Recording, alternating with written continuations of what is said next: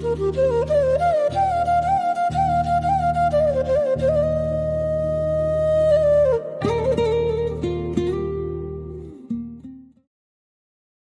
Doctor Satishkumar Manmohan સંજાનવાલા દ્વારા મૃત્યુ વિશેનું વ્યક્તિગત અને આધ્યાત્મિક ચિંતન છે. આ કોઈ તબીબી સમજણ નથી. તે આપણને સમજવામાં મદદ કરે છે કે મૃત્યુ પ્રકૃતિનો એક ભાગ છે અને ઓછા ભય, ઉમદા હેતુ તથા વધુ શાંતિ સાથે જીવવામાં સહાય કરે છે. પ્રકૃતિ સંતુલન દ્વારા ટકીને રહે છે. જન્મ કંઈક નવું લઈને આવે છે, તેથી આપણે તેને સહજ જ રીતે ઉજવીએ છીએ. પરંતુ અનુરૂપ પૂર્ણતા વિના જન્મ અનંત રીતે ચાલુ રહી શકતો નથી. દરેક જંગલ, પર્યાવરણ અને પેઢી આગમન, વૃદ્ધિ, ક્ષય અને નવીકરણના ચક્રો પર નિર્ભર છે. આ રીતે જોવામાં આવે તો મૃત્યુ સર્જનમાં કોઈ ખામી નથી. તે જીવનની સતતતા શક્ય બનાવતી શરતોમાંનું એક છે. ખરેખર મર્યાદા જીવનને તાકીદ અને મૂલ્ય આપે છે. આ સમજ વ્યક્તિગત જીવનને મૂલ્યવાન બનાવે છે. આપણો સમય સીમિત છે તે જાણવાથી આપણે વધુ ઊંડે કાળજી રાખવા, વધુ જવાબદારીથી વર્તવા અને અમને ઉપલબ્ધ બાકી જીવનનું મૂલ્ય સમજવા પ્રેરાઈએ છીએ. મુખ્ય વિચાર સરળ છે. પ્રકૃતિ જીવવા યોગ્ય રહે છે કારણ કે જીવન આગળ વધે છે. કેટલીક યાત્રાઓ ચાલુ રહે છે જ્યારે બીજી પોતાની સ્વાભાવિક પૂર્ણતા સુધી પહોંચે છે. ભગવદ્ ગીતા જન્મ અને મૃત્યુને એક સતત લયમાં મૂકે છે. આપણે સામાન્ય રીતે તેમને વિરુદ્ધ ગણીએ છીએ. એકને ઉજવીએ છીએ અને બીજાનો વિરોધ કરીએ છીએ. પરંતુ આ ઉપદેશ આપણને બંનેને સમાન દ્રષ્ટિથી અનિવાર્ય ગતિઓ તરીકે જોવાનું કહે છે. તેનો હેતુ દુઃખી વ્યક્તિને કંઈ ન અનુભવવા કહેવાનો નથી. તેનો હેતુ એ છે કે શોક એટલો સંપૂર્ણ ન બની જાય કે તે જીવવાની, પ્રેમ કરવાની અને જવાબદારીઓ નિભાવવાની અમારી ક્ષમતા નષ્ટ કરી નાખે. સ્વીકાર ત્યારે શરૂ થાય છે જ્યારે આપણે પીડા અને વિરોધ વચ્ચેનો ભેદ ઓળખીએ છીએ. પીડા રહી શકે છે કારણ કે લાગણી અને પ્રેમ સાચો છે. જે પાછું ફેરવી શકાતું નથી તેને સ્વીકારવાથી મન ધીમે ધીમે વધુ સ્થિર બને છે. તેથી આ શ્લોક માનવતાથી વિમુખ થવાનું નહીં, પરંતુ શિસ્ત આપે છે. વ્યક્તિનું માન રાખો, નુકસાન અનુભવો અને છતાં જીવને આપેલી ફરજો અને સંબંધો આગળ ચાલુ રાખો.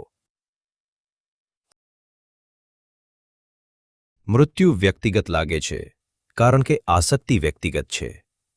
આપણે કોઈ અમૂર્ત ઘટનાનો શોક કરતા નથી. આપણે ઓળખીતો અવાજ, વહેંચાયેલ નિયમિતતા, પ્રેમનો સ્રોત અને સાથે અનુભવવાની આશા રાખેલું ભવિષ્ય ગુમાવીએ છીએ. નુકસાન પછીની ભાવનાત્મક પીડા જોડાણની સ્વાભાવિક અભિવ્યક્તિ છે. તે જ સમયે મૃત્યુ પછી શું થાય તેની અનિશ્ચિતતા એ પીડાને ભયમાં વધુ તીવ્ર બનાવી શકે છે. એટલા માટે આધ્યાત્મિક શિક્ષણનો ઉપયોગ ક્યારેય શોકને નકારવા અથવા કોઈને ઝડપથી સાજા થવા દબાણ કરવા માટે કરવો નહીં. ધર્મ, તત્વચિંતન અને વિજ્ઞાન આ રહસ્યને સમજવાના જુદા જુદા માર્ગો આપે છે, પરંતુ કોઈ પણ વ્યક્તિગત વિયોગના અનુભવને બદલી શકતું નથી. વ્યવહારુ ભેદ શોક અને ભય વચ્ચેનો છે. શોકને માન આપી શકાય, વ્યક્ત કરી શકાય અને ગૌરવ સાથે વહન કરી શકાય. ભયને તપાસી શકાય અને ધીમે ધીમે રૂપાંતરિત કરી શકાય. હેતુ ભાવનાત્મક નિષ્ક્રિયતા નથી. હેતુ પ્રેમથી યાદ રાખવાનો છે, પણ અનિશ્ચિતતાને પોતાના બાકી જીવનના દરેક ક્ષણ પર શાસન કરવાની પરવાનગી ન આપવાનો છે. વસ્ત્ર બદલવાની છબી શરીર અને ઊંડા સ્વને અલગ રીતે સમજાવવાનો નમ્ર માર્ગ આપે છે. કપડાં અમુક સમય માટે અમારી સેવા કરે છે. એ જ રીતે શરીર એક તાત્કાલિક ઘર છે જેના દ્વારા આત્મા પોતાની યાત્રાના એક તબક્કાનો અનુભવ કરે છે. આ સરખામણી આપણને શરીરની અવગણના કરવા અથવા ભૂમિ જીવનને અગત્યવિહીન ગણવા કહેતી નથી. વસ્ત્ર કાયમી ન હોવા છતાં તેનું મૂલ્ય રાખી તેની કાળજી લઈ શકાય છે. ઊંડો હેતુ એ માન્યતાને ઢીલી કરવાનું છે કે શારીરિક ક્ષય જ આપણે જે છીએ તેનો અંત છે. જો ઓળખ ફક્ત શરીરમાં જ મુકાય તો વૃદ્ધાવસ્થા અને મૃત્યુ સંપૂર્ણ વિનાશ જેવા લાગી શકે. જો ઓળખમાં આત્માનો સમાવેશ થાય તો શરીરના અંતને ગાયબી નહીં, પરંતુ પરિવર્તન તરીકે સમજાવી શકાય. અમારી સાચી ઓળખ બદલાતા શરીરથી નથી, પરંતુ ટકતા આત્માથી છે. શરીર જન્મે છે, વિકસે છે, વૃદ્ધ થાય છે અને અંતે અટકી જાય છે. પરંતુ આત્માને આ શારીરિક તબક્કાઓથી પર વર્ણવવામાં આવ્યો છે. આ ભેદ મૃત્યુના ભાવનાત્મક અર્થને બદલી શકે છે. જો આપણે સ્વને માત્ર શરીર માનીએ તો મૃત્યુ વ્યક્તિને સંપૂર્ણ રીતે મિટાવી દે છે એવું લાગે. જો આપણે સ્વને આધ્યાત્મિક રૂપે સમજીએ તો મૃત્યુ દેખાતા સ્વરૂપનું અંત છે, મૂળ અસ્તિત્વનો વિનાશ નથી. આ દૃષ્ટિકોણ ગેરહાજરીની વેદનાને દૂર કરતો નથી. આપણે હજી પણ તે ચહેરો, અવાજ અને હાજરી યાદ કરીએ છીએ જેના દ્વારા અમે કોઈને ઓળખતા હતા. પરંતુ તે આશા અને સ્થિરતા માટે આધાર આપે છે. જેને આપણે પ્રેમ કર્યો તે વ્યક્તિ ફક્ત આપણને દેખાતા શરીરથી વ્યાખ્યાયિત નથી. સંદેશો એ નથી કે મૃત્યુ સમયે કંઈ બનતું નથી, પરંતુ એ છે કે શરીર કરતાં કંઈક ઊંડું પોતાની યાત્રા ચાલુ રાખે છે. મૃત્યુ પછી જીવન આગળ વધે છે તે ક્યારેક લગભગ અશ્રદ્ધાજનક લાગે છે. દુનિયા હજી ચાલે છે, ઉજવણીઓ આવે છે અને સામાન્ય જવાબદારીઓ પાછી આવે છે, ભલે શોક યથાવત રહે. આ એક મુશ્કેલ પ્રશ્ન ઊભો કરે છે.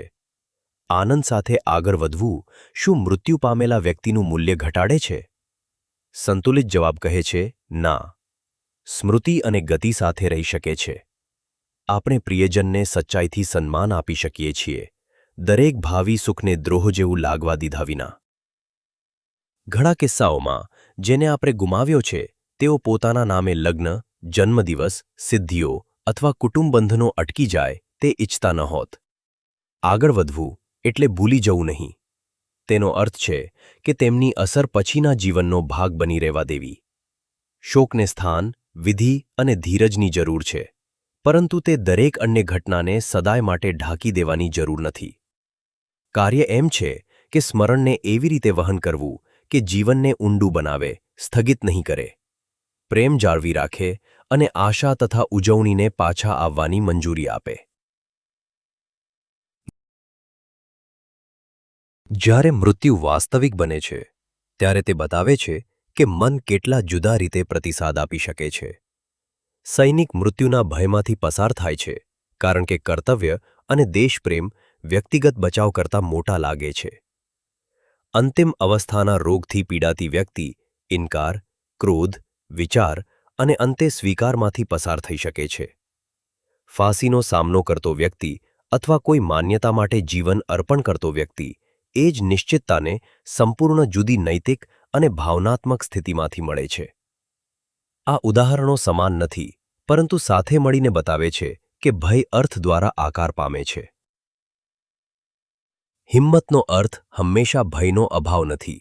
ઘણીવાર તેનો અર્થ છે કે ભય હાજર હોય ત્યારે પણ સ્પષ્ટ અને હેતુપૂર્ણ રહેવું. સ્વીકારને પણ મૃત્યુ શોધવા અથવા જીવન છોડવા સાથે ગૂંચવવો નહીં. ચવવો નહીં. તે ગભરાટ કે ભ્રમ વિના મૃત્યુતાને ઈમાનદારીથી જોવાની તૈયારી છે. જ્યારે મૃત્યુને ઉલ્લેખ ન કરવાની બાબત તરીકે ન માનવામાં આવે ત્યારે મનને તૈયારી કરવા, સમાધાન કરવાનું, માફ કરવાનું અને બાકી રહેલા સમયનો ઉપયોગ કેવી રીતે કરવો તે પસંદ કરવાની તક મળે છે.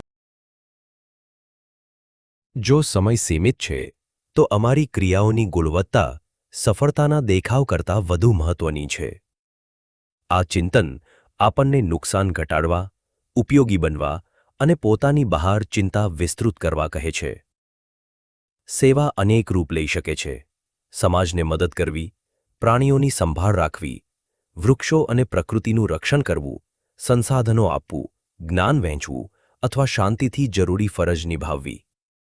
આ ક્રિયાઓ આત્મા માટે આધ્યાત્મિક સંપત્તિ બનાવે છે અને એકત્ર કરે છે. સંપત્તિ, સ્થાન, માન્યતા અને અન્ય ભૌતિક સિદ્ધિઓથી ભિન્ન તેમનું મૂલ્ય જીવન સમાપ્ત થાય ત્યારે ખોવાતું નથી. કર્મ, વારસો અથવા અંતરાત્મા દ્વારા સમજાય તો પણ અસર સમાન છે. અમારી પસંદગીઓ નક્કી કરે છે કે આપણે શું પાછળ છોડી જઈએ છીએ અને આપણે કોણ બનીએ છીએ. અંત માટે શ્રેષ્ઠ તૈયારી તેનો સતત ભય નથી, પરંતુ જીવનની દરેક ક્ષણે એવું વર્તન છે જેને આપણે અંતિમ ક્ષણ સુધી સાથે લઈને જઈ શકીએ. ઘણી આધ્યાત્મિક પરંપરાઓ જીવનના અંતે મનની સ્થિતિને વિશેષ મહત્વ આપે છે. ભગવદ્ ગીતા શીખવે છે કે અંતિમ ક્ષણે ભગવાનનું સ્મરણ આત્માને દિવ્ય તરફ દોરી જાય છે. પરંતુ આવું સ્મરણ એક જ છેલ્લી ક્ષણના પ્રયત્નથી થવું શક્ય નથી. મન સામાન્ય રીતે જીવનભર જેનો અભ્યાસ, મૂલ્ય અને પુનરાવર્તન કર્યું હોય તેની તરફ પાછું વળે છે. પ્રાર્થના, ભક્તિ, કૃતજ્ઞતા અને નૈતિક વર્તન ધીમે ધીમે મનને તૈયાર કરે છે કે શરીર નબળું હોય અને નિયંત્રણ મર્યાદિત હોય ત્યારે પણ તે ભગવાન તરફ વળી શકે. હેતુ સંપૂર્ણ મૃત્યુ પ્રાપ્ત કરવાની ચિંતા ઊભી કરવાનો નથી. હેતુ દૈનિક જીવનને એવું ઘડવાનો છે કે દિવ્ય સ્મરણ સ્વાભાવિક બને. જાગૃતિની દરેક સામાન્ય ક્ષણ અંતિમ ક્ષણ માટે તૈયારી બની જાય છે અને મૃત્યુનો ભય એ ભાવથી નરમ બને છે કે આપણે અજાણ્યા તરફ નહીં પરંતુ નજીકતાની દિશામાં આગળ વધી રહ્યા છીએ. સમર્પણને ક્યારેક નબળાઈ માનવામાં આવે છે, પરંતુ આધ્યાત્મિક રીતે તેનો અર્થ એ ભ્રમ છોડવો છે કે આપણે બધું નિયંત્રિત કરીએ છીએ. આપણે પસંદગીઓ કરી શકીએ છીએ, જવાબદારીઓ નિભાવી શકીએ છીએ અને અન્યની કાળજી લઈ શકીએ છીએ. છતાં ઘણા પરિણામો અમારી આજ્ઞાથી બહાર રહે છે. મૃત્યુ એ મર્યાદાનું સૌથી સ્પષ્ટ સ્મરણ છે. શ્રી કૃષ્ણનો તેમના આશ્રયમાં આવવાનું આહ્વાન ઇનકાર અથવા ગભરાટથી જુદો પ્રતિસાદ આપે છે. તે વ્યક્તિને સચ્ચાઈથી કાર્ય કરવા અને પછી અનિશ્ચિતતાનો અંતિમ ભાર દિવ્ય હાથોમાં મૂકવા કહે છે. આ જવાબદારી દૂર કરતું નથી અથવા નિષ્ક્રિયતાને બહાનું આપતું નથી. સાચું સમર્પણ ઈમાનદાર પ્રયત્ન પછી આવે છે. તે જે દૂર કરે છે તે થકાવનારી માન્યતા છે કે શાંતિ દરેક પરિણામને નિયંત્રિત કરવા પર આધારિત છે. જ્યારે સ્વ અજાણ્યા સામે એકલું અનુભવતું નથી ત્યારે ભય નરમ થવા માંડે છે. વિશ્વાસ, વિનમ્રતા, હિંમત અને ક્ષમા માટે જગ્યા બનાવે છે. તેથી મૃત્યુતાનો આધ્યાત્મિક જવાબ મૃત્યુ અસત્ય છે એવો દંભ કરવાનો નથી. તે તાત્કાલિક સ્વ કરતા મોટા કાંઈક સાથેના સંબંધમાં સ્થિર રહી વાસ્તવિકતાનો સામનો કરવાનો છે. કેટલાક લોકો મૃત્યુનો સામનો એવી રીતે કરે છે કે જે અંતિમ અધ્યાય કેવો હોવો જોઈએ તેની અમારી સામાન્ય ધારણાઓને પડકારે છે. તેઓ સંગીત, પ્રાર્થના, વિશિષ્ટ વિધિઓ અથવા અંતિમ વિધિ કે સ્મૃતિ સભામાં કૃતજ્ઞતાનો સ્વર પણ માગી શકે છે. આ પસંદગીઓ મૃત્યુની ગંભીરતાને નકારી નથી. તે ભય તેમના માટે અર્થ નક્કી કરે તે પહેલાં તેનો અર્થ તેઓ પોતે નક્કી કરવાનો વિચારપૂર્વકનો પ્રયાસ દર્શાવે છે. શિસ્તબદ્ધ આધ્યાત્મિક તત્વચિંતન વ્યક્તિને અંત તરફ જાગૃતિ સાથે આગળ વધવા તૈયાર કરી શકે છે, જ્યારે જાહેર વ્યક્તિઓ અને સિદ્ધ વ્યક્તિઓ એવા સૂચનો છોડી શકે છે જે શોકને વિચાર અને જીવનની ઉજવણી તરફ ફેરવે છે. ચોક્કસ પરંપરાઓ જુદી હોઈ શકે, પરંતુ ઊંડો સિદ્ધાંત એ જ છે: સજાગ સ્વીકાર વ્યક્તિ અને પરિવારને ગૌરવ માટે માળખું આપે છે. તે અંતિમ પરિવર્તનને જીવન દરમિયાન વિકસાવેલા મૂલ્યો વ્યક્ત કરવાની મંજૂરી આપે છે. મૃત્યુને માત્ર વિક્ષેપ તરીકે નહીં, પરંતુ સ્પષ્ટતા, ભક્તિ અને પાછળ રહેનારાઓ માટેની કાળજીના અંતિમ કાર્ય તરીકે પણ વિચારવા આ ઉદાહરણો આમંત્રણ આપે છે. આ પરંપરાગત પ્રાર્થના સર્વશક્તિમાન પાસેની કેટલીક વિનંતીઓનું સાર રજૂ કરે છે: શાંતિપૂર્ણ મૃત્યુ, ગૌરવ ગુમાવ્યા વિના જીવન અને શરીર છૂટે ત્યારે ભગવાનની નજીકતા. તેનો ક્રમ અર્થસભર છે. તે માત્ર સારું મરવા પર કેન્દ્રિત નથી. તે સ્થિરતા અને ભક્તિના જીવનમાંથી અંતિમ ક્ષણ ઊભી થાય તે માટે સારું જીવવાની પણ વિનંતી કરે છે.